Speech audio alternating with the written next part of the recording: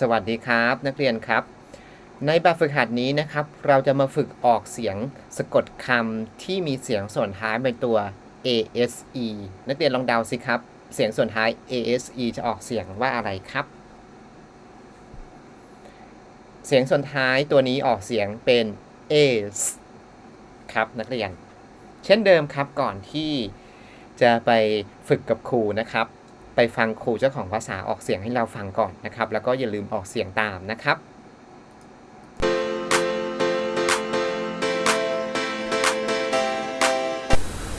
B,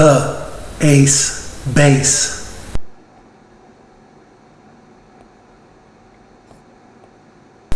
C, ace, case.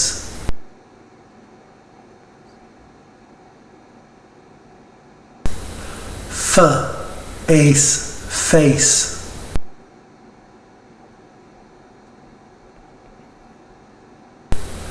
L, ace, lace.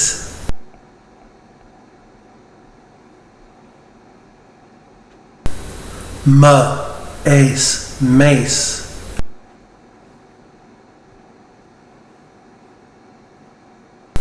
P, ace, pace.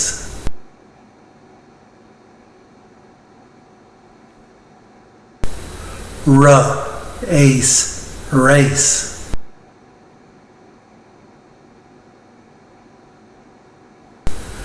T, ace, taste.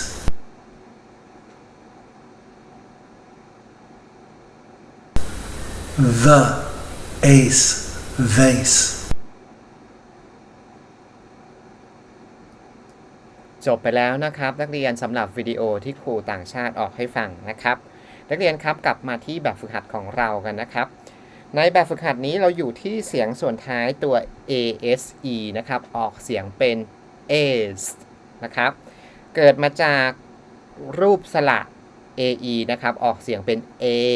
บวกกับตัวสะกดนะครับเป็นตัว s ออกเสียงเซอร์รวมกันเป็น a เซอร์เป็น as นั่นเองนะครับเราก็ได้เสียงส่วนท้าย ase ออกเสียงเป็น as นะครับนักเรียนเราจะนำเสียงส่วนท้ายไปผสมกับเสียงพยัญชนะต้นคำนะครับมาดูข้อที่2คำนี้ออกเสียงว่าอะไรครับนักเรียนตัว b ออกเสียง b as base โอเคนะครับข้อที่3ตัว c ออกเสียง k as case ข้อที่4ครับนักเรียน f as face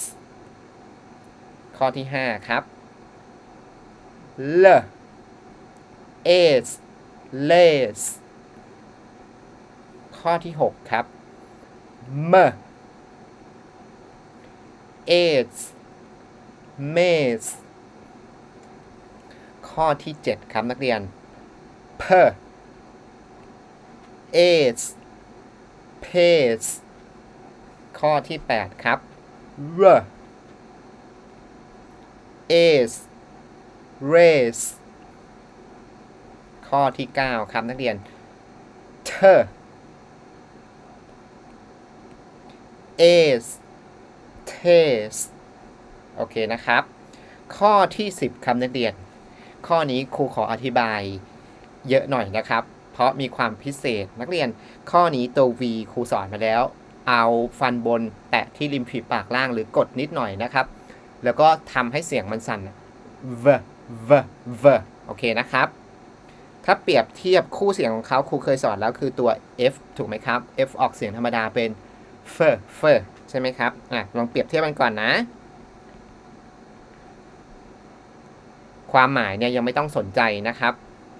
อาจจะมีความหมายหรือไม่มีเนี่ยยังไม่ต้องไปสนใจนะตอนนี้เรากำลังฝึกเรื่องของการผสมคำอ่านนะครับความหมายนั้นเอาไว้อีกเรื่องหนึ่งนะครับคราวนี้ตัว F เนี่ยออกเสียง f ใช่ไหมครับ f as face อย่างนี้นะครับส่วนตัว V เนี่ยออกเสียง v as vase นะครับนักเรียนครับ เรารู้ความต่างแล้วระหว่าง V กับ F นะครับ แต่ตัวนี้คำตัวนี้ VASE เนี่ยนักเรียนมันมีความต่างจากตัวอื่นนะครับ ฟังครูให้ดีนะเนี่ยคำอื่นๆ ASE เนี่ยเขาก็ออกเสียง ACE เหมือนกัน แต่เจ้า VASE เนี่ยมีความหมายแปลว่าแจกันใส่ดอกไม้ภาชนะใส่ดอกไม้นะครับที่เป็นขวดแก้วนะครับนักเรียนไอ้เจ้า S ตัวนี้เนี่ยเขาไม่ได้ออกเสียงเป็น S ธรรมดานะเขาไม่ได้ออกเสียงเป็นเซอร์นะเขาออกเป็นเสียงสั่นเพราะครูเคยสอนแล้วว่าตัว S เนี่ยออกเสียงธรรมดาเส้นเสียงไม่สั่นเซอร์แต่คู่เสียงของเขาคือตัวนี้นี่ตัวนี้ถูกไหมครับเนี่ยตัว Z เนี่ยออกเสียงสั่นออกที่เดียวกันเลยเซอร์ก็คืออยู่ประมาณปุ่มเหงือกเอาลิ้นไปที่ตรงปุ่มเหงือกแล้วออกเซอร์ส่วนตัว Z ก็เสียงสั่นหน่อยเซอร์นักเรียนเห็นไหมครับสั่นกับไม่สั่นตัว S เนี่ยไม่สั่นเซอร์ตัว Z สั่นเซอร์คราวนี้ไอ้คำว่าแจกันเนี่ยคำนี้นะไม่ใช่คำอื่นนะเฉพาะคำนี้นะในแบบฝึกหัดครูเนี่ยไอ้เจ้า S ตัวนี้เนี่ยรูปมันเป็นตัว S แต่เสียงจริงๆมันแอบออกเสียงเป็นตัว Z นักเรียนเนี่ยมันออกเสียงเป็นตัว Z คำนี้ต้องออกเสียงว่า ver is vase มันไม่ออกเสียงเป็น vase ธรรมดาไม่ใช่เป็น ver is vase มันมีความสั่นสะเทือนนะตัว S เนี่ยออกเสียงเป็นเสียง Z นะครับเฉพาะคำนี้นะบางคำมันก็มีลักษณะพิเศษนะเนี่ย ver is vase โอเคนะคราวนี้ครูจะเปิดคลิปครูเจ้าของภาษาให้ฟังนะครับเฉพาะตัว V นะ VASE นะลองไปฟังนะ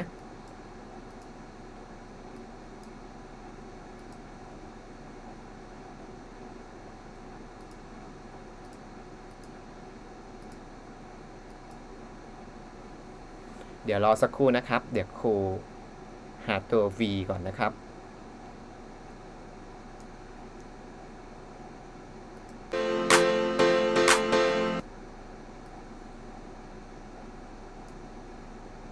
นักเรียนพร้อมฟังนะครับครูหาเจอละ